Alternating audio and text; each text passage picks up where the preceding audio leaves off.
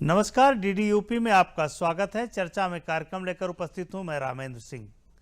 प्रधानमंत्री नरेंद्र मोदी की जब पहली सरकार बनी थी तब अखबारों में किसान आत्महत्या की खबरें आम होती थीं। धीरे धीरे सरकार ने अपनी नीतियों से किसानों को लाभ देना शुरू किया। सब्सिडी किसानों के खातों में आने लगी। यूरिया की छूट भी कंपनियों की जगह बिक्री आधारित हो गई, जिससे उसकी कालाबाजारी रुक गई। किसानों के सस्ते दामों पर उर्वरक मिलने लगा और छूट का लाभ भी किसानों के खाते में मिलना शुरू हुआ। सिंचाई के लिए केंद्र सरकार ने बड़ी योजना चलाई, जिससे कम पानी में ही किसानों को सिंचाई की सुविधा प्राप्त हुई। सरकार अब एक कदम आगे बढ़कर किसानों की आय दोगुना करने के लिए नियमों में संशोधन कर किसानों को लाभ देना चाहती है। तब कुछ प्रदेश के किसान आंदोलनरत हैं और सरकार पर नियमों में बदलाव करने का दबाव डाल रहे हैं। सरकार किसानों के साथ सहानुभूतिपूर्वक बात करके समाधान निकालने का प्रयास कर रही है। इसके लिए लगातार किसान संगठन प्रतिनिधियों से बातचीत अभी भी चल रही है। दिल्ली में कृषि मंत्री के साथ चर्चा हो रही है और पंजाब के मुख्यमंत्री गृह मंत्री से मुलाकात कर चुके हैं, शायद प्रधानमंत्री से भी मुलाकात करना चाह रहे हैं। तो इन इशूज़ पर कैसे समाधान किया जाए, इस पर चर्चा हो रही है।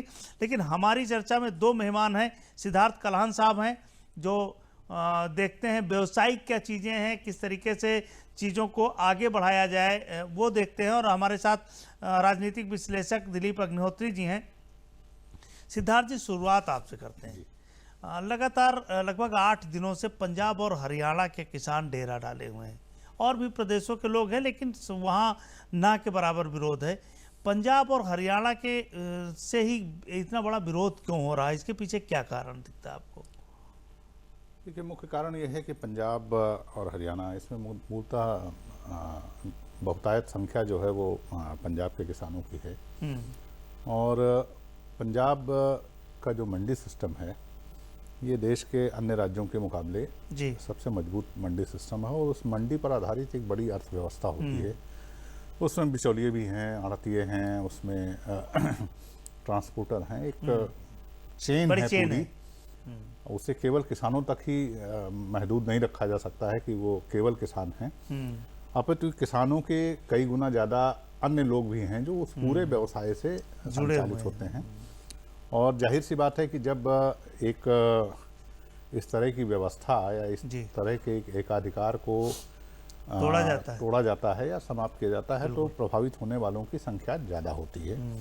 तो ये कारण है कि उसमें पंजाब के लोगों की संख्या आपको ज़्यादा दिख रही है जी। उसके मुकाबले अन्य राज्यों में, जैसे आप ये सवाल खड़ा कर सकते हैं कि बिहार में ऐसा क्यों नहीं है।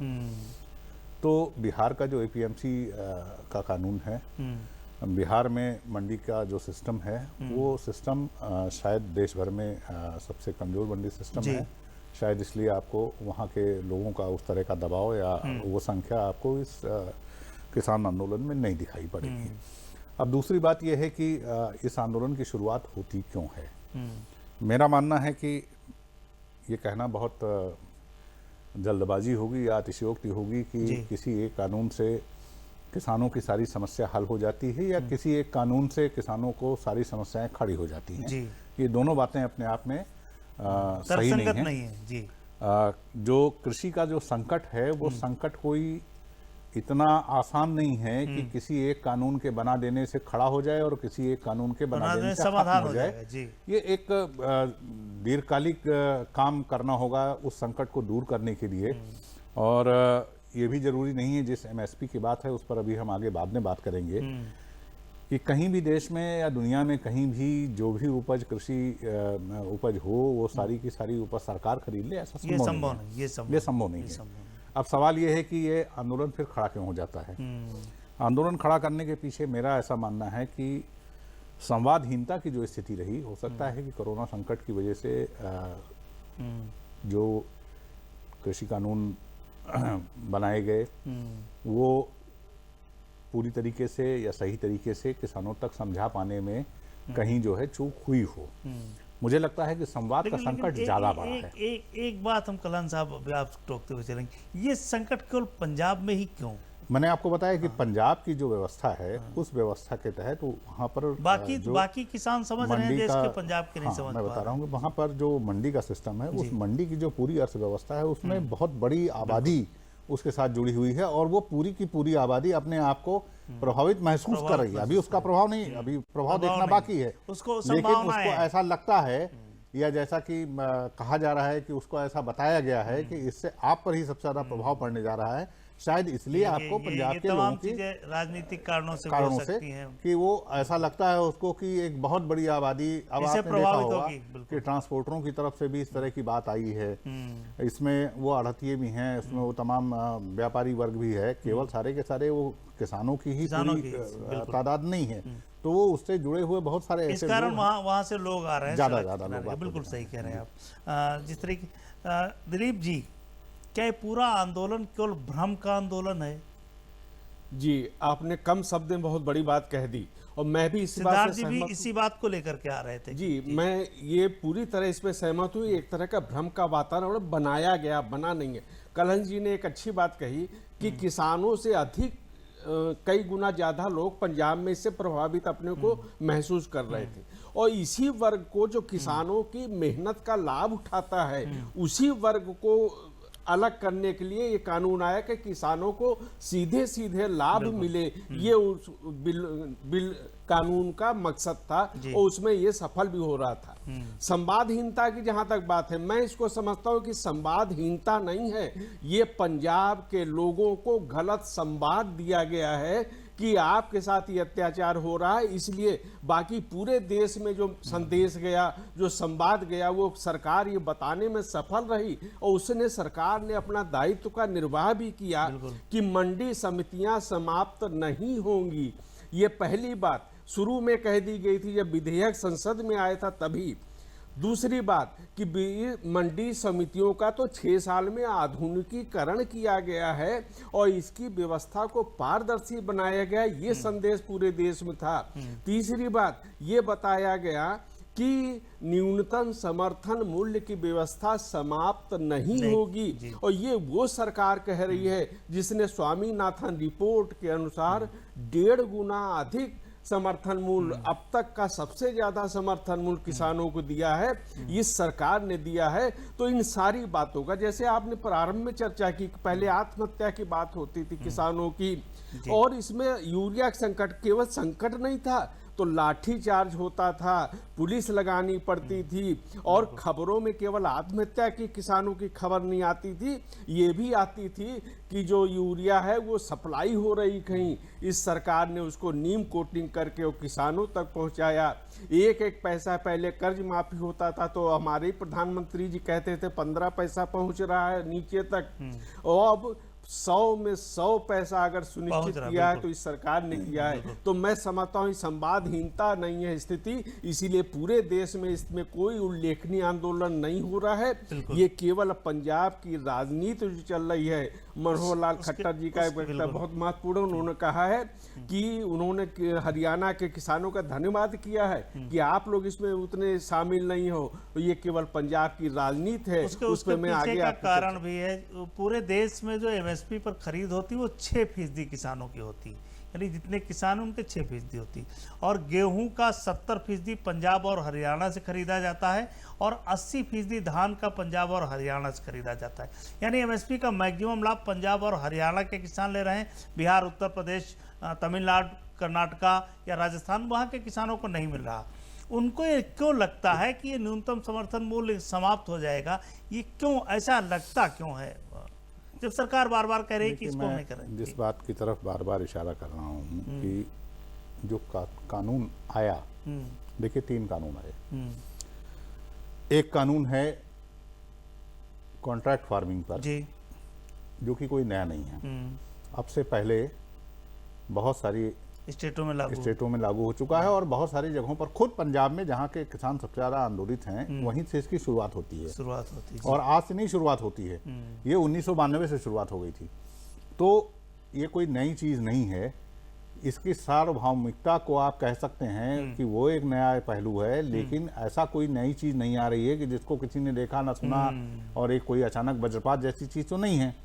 और ये आप पर निर्भर करता है कि आप इस व्यवस्था में जाना चाहते हैं या नहीं जाना चाहते हैं। आपको नहीं पसंद आता है, आप मत जाइए। बिल्कुल, आड़तें भी खुली हैं। दूसरी बात जो स्टॉक मंडी भी खुली है। दूसरी बात जो स्टॉक लिमिट, जो कानून नंबर 2 स्टॉक लिमिट समय समय पर चीजों की कमी होने पर, दामों में बढ़ोतरी होने पर या दामों में अत्यधिक कमी होने पर उस स्टॉक लिमिट को सरकार के पास यह अधिकार रहता था कि वो अपने हिसाब से स्टॉक लिमिट हटाती भी थी, स्टॉक सीमा लगाती भी थी जी। तो इन दो कानूनों में कोई ऐसा चीज नहीं है कि जो ना पहले कभी भूतो ना भविष्यति जैसी कोई बात नहीं है। अब आइए उस कानून के बारे में जिसको लेके सबसे ज्यादा इस समय आपको आंदोलित किसान दिखाई पड़ रहा है। जैसा कि अभी दिलीप जी ने कहा, क्या उसमें कहीं एक लाइन भी जिक्र है एमएसपी का या रिम्यूनरेटिव प्राइस का? नहीं है। प्रधानमंत्री ने वाराणसी में जो अपना संबोधन दिया उसमें भी कहा कि भाई दोनों व्यवस्थाएं हैं, आपको जिस व्यवस्था में जाना हो उस व्यवस्था में जाओ। बिल्कुल बिल्कुल, आपको जिस व्यवस्था में जाना हो उस व्यवस्था में जाओ। अब आप फिर ये कहेंगे कि ये बात इतनी मोटी सी बात, तो फिर पंजाब के किसान या हरियाणा के किसान आंदोलित क्यों हैं? आपने स्वयं उसका एक तरीके से जवाब भी दिया है कि एमएसपी पर सबसे ज्यादा खरीद जो है 70 से 80% खरीद पंजाब हरियाणा के किसानों की जाती रही है। तो जब नई व्यवस्था के तहत प्रतिस्पर्धा होगी, नई व्यवस्था के तहत अब प्रतिस्पर्धा होगी, बिल्कुल, कि खरीद एक मंडी के द्वारा जो एक तय दायरा था उस दायरे के अतिरिक्त भी खरीद होगी। उस प्रतिस्पर्धा में जो स्थापित लोग हैं उन स्थापित लोगों को संकट खड़ा होगा। उन स्थापित लोगों में केवल किसान नहीं है, किसान तो स्टेक होल्डर है एक, उसमें आढ़ती भी हैं, उसमें ट्रांसपोर्टर भी हैं, उसमें वहां पर कमीशन एजेंट हैं, कंसाइनिंग एजेंट हैं, बहुत बड़ी चेन है। एक पूरी अर्थव्यवस्था जो है उस पूरे क्षेत्र की, उस पूरी अर्थव्यवस्था में बहुत बड़ी आबादी जो है वो समाहित होती है। अब वहां पर एक प्रतिस्पर्धा का माहौल बनता है। उस प्रतिस्पर्धा के माहौल में के जाने से हर कोई बचता है। जब भी किसी बड़ी कंपनी के स्थापित प्रोडक्ट के सामने एक दूसरा प्रोडक्ट खड़ा होता है तो वह बड़ी कंपनी कभी इस चीज को पसंद नहीं करती है, तो उस प्रतिस्पर्धा का एक माहौल बनता है।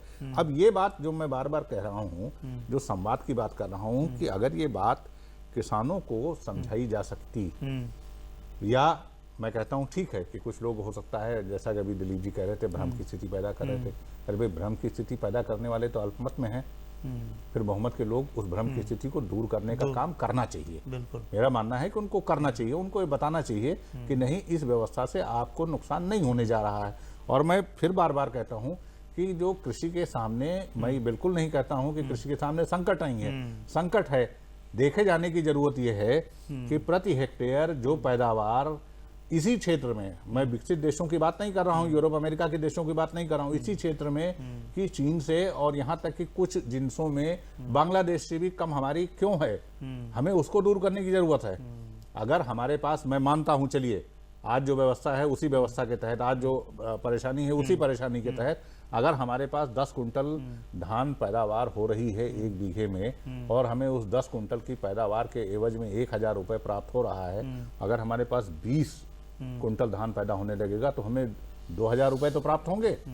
तो जाहिर सी बात है कि बड़ा संकट क्या है, बड़ा संकट यह है कि हम अपनी पैदावार को उन देशों के मुकाबले ले जाकर खड़ा कर दें। बिल्कुल, उसके लिए हम व्यापक पैमाने पे काम करें। असली संकट तो वहां से दूर होगा।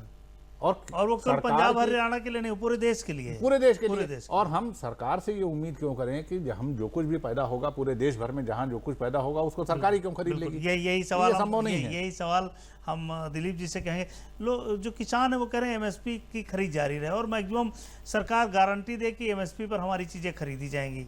तो 23 फसलों पर पहले से एमएसपी है, इसके अलावा तो है नहीं, 23 फसलों पर ही कुल एमएसपी है। तो क्या किसी देश की सरकार के लिए संभव है कि वो एमएसपी पर सारी खरीद कर ले? बाजार में तो जाना पड़ेगा, तो फिर विरोध क्यों? मैं अभी आपको थोड़ी देर बाद, अभी जो अब अपनी बारी आएगी, मैं आपको गैर एमएसपी बिल्कुल उस पर बात करूंगा। हाँ, मैं बताऊंगा, तब तक दिलीप जी बताएं। देखिए, मैं बिल्कुल आप लोग से बिल्कुल इस बात से सहमत हूँ कि सरकार सब कुछ नहीं कर सकती, इसीलिए उसने एक नई व्यवस्था दी है और किसान को इससे आज़ादी मिली है कि वो ऐसा कर सकता है, तो इसका तो स्वागत होना चाहिए। जहाँ तक भ्रम की स्थिति है, मैं समझता हूँ कि प्रत्येक स्तर पर सरकार ने लोगों के गलतफहमी को दूर करने का प्रयास किया है और विधेयक के प्रस्तुत होने से लेकर आज तक सरकार बराबर कह रही है। उसका चौथे कारण दौर की ये है बैठक सरकार और किसान संगठनों के आज बीच भी चलाई चल जा रही, रही सरकार अपनी तरफ प्रस्ताव कर रही है। इसका एक कारण यह है कि इस आंदोलन के साथ किसान शब्द जुड़ा हुआ है और किसान शब्द जब जुड़ जाता है तो सरकार के लिए वो एक सम्मान का विषय हो जाता है कि इनको कोई तकलीफ नहीं होनी चाहिए। उस दिशा में सरकार बढ़ रही, प्रयास कर रही है। और जो संकट है, जैसे कलहन जी ने बहुत अच्छी बात की, अपने आप संकट गंभीर में मानता हूं, लेकिन ऐसा नहीं कि अभी कुछ वर्षों से हो गया। आजादी के बाद से हमको कृषि पे जितना फोकस करना चाहिए था वो नहीं किया गया और इसका कारण है कि गोदामों में सड़ता रहा अनाज और वो पूंजीपतियों के कारखानों में भेजा जाता रहा और सरकार ने रोकने का प्रयास नहीं किया, भंडारण की व्यवस्था नहीं की। 40 साल तक लाखों करोड़ की सिंचाई परियोजनाएं लंबित पड़ी रहीं, इस ओर किसी ने ध्यान नहीं दिया।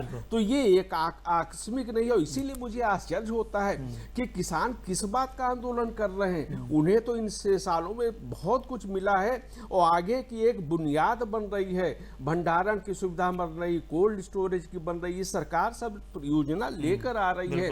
तो इस आंदोलन का औचित्य ही मुझे समझ में नहीं आया और मैं फिर वही समझता हूं कि ये केवल पंजाब की अंदरूनी राजनीति है, जिसमें कांग्रेस से भी ज्यादा अमरिंदर सिंह उससे कांग्रेस से भी ऊपर निकल गए हैं। उनकी और अकाली दल की ये प्रतिस्पर्धा के अलावा ये कुछ नहीं।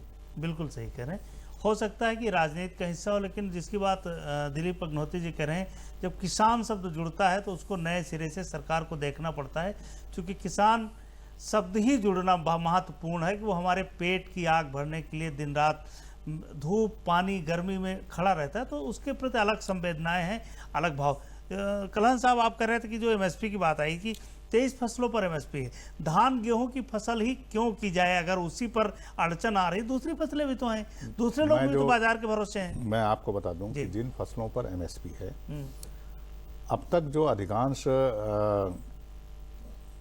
आंदोलन या अधिकांश किसानों की ओर से जो असंतोष की स्थिति पैदा हुई है वो उन्हीं किसानों की तरफ से पैदा हुई है जो किसान बहुतायत में एमएसपी वाली फसलों की खेती करते हैं। यस, आप गैर एमएसपी वाली फसलों की तरफ जाइए जिन फसलों पर कभी एमएसपी नहीं रही है, जो फसलें बाजार के हवाले रही हैं लंबे समय से, उन फसलों के किसान आपको बहुतायत में खुशहाली की तरफ दिखाई पड़ रहे हैं। जी, आप कृषि में बहुत सारी जिनसें आती हैं, यहाँ तक कि अंडा, दूध, मछली, पोल्ट्री और बहुत सारी चीज़ें जो आपके कृषि एवं कृषि आधारित उत्पाद हैं।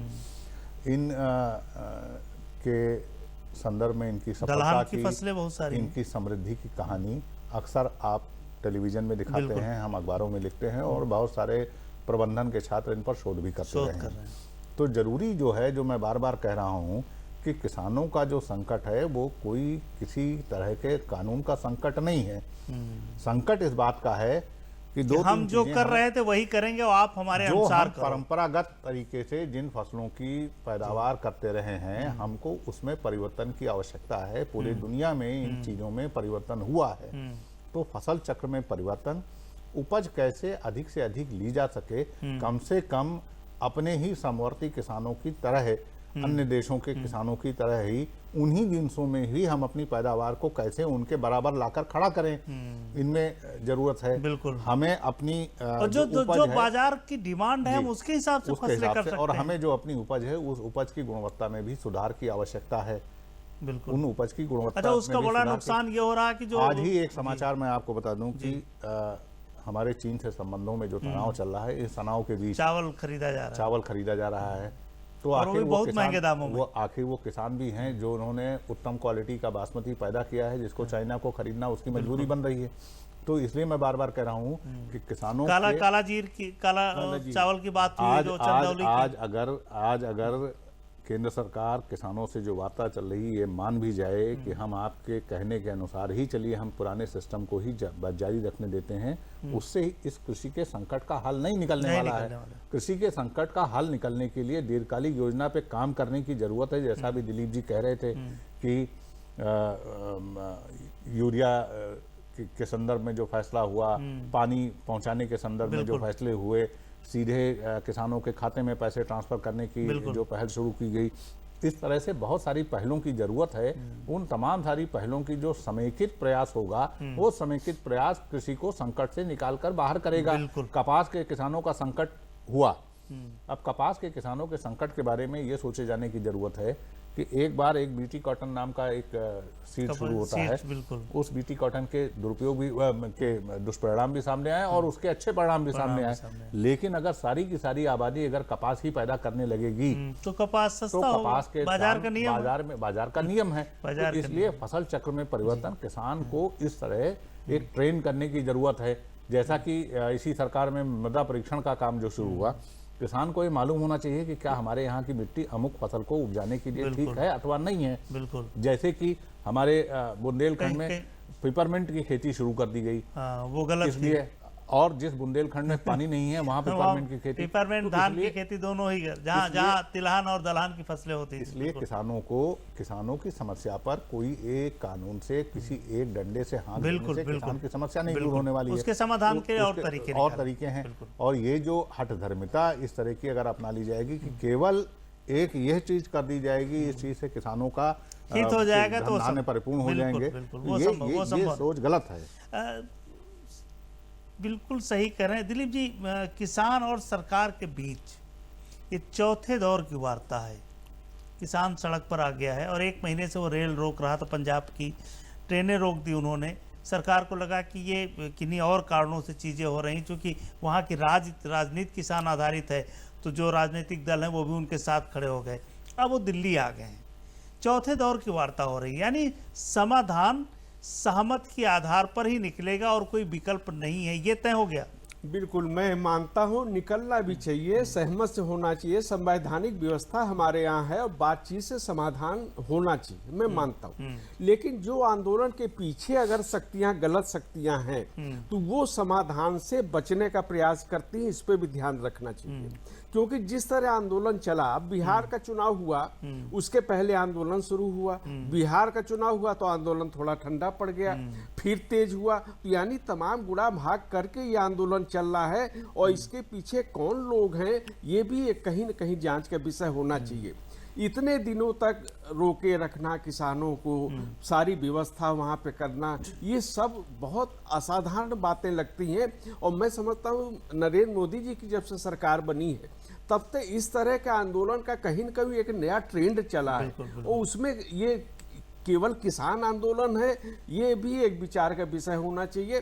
सरकार अपनी तरफ से किसानों का हित कर रही है, आमदनी दोगुना प्रयास करने की दिशा में कदम बढ़ रहे हैं। कलान साहब, एक जो निजी निवेश की बात सरकार कह रही थी कि कृषि में निजी निवेश हो, क्योंकि सरकार बहुत सारी चीजें नहीं कर सकती, थोड़ा छोटे में उत्तर चाहिए था हमको कि जहाँ भंडारण है, फूड प्रोसेसिंग है, क्या ये रास्ते रुकेंगे?